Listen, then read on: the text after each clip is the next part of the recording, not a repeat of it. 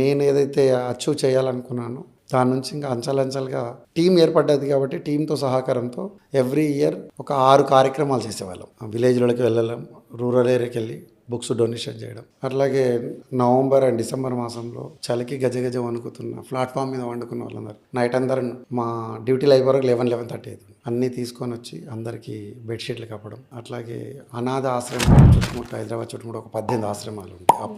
అప్పుడు వెళ్ళి ఎవ్రీ 3 మంత్కు అంటే ఇయర్లీ ఒక 3 to 4 టైమ్స్ 5 స్టార్ హోటల్లో ఉన్న రుచులను అనాథ పిల్లలు ఎప్పుడు తినేవాళ్ళు కదా, వాళ్ళ టచ్ కూడా చేయలేని పరిస్థితి.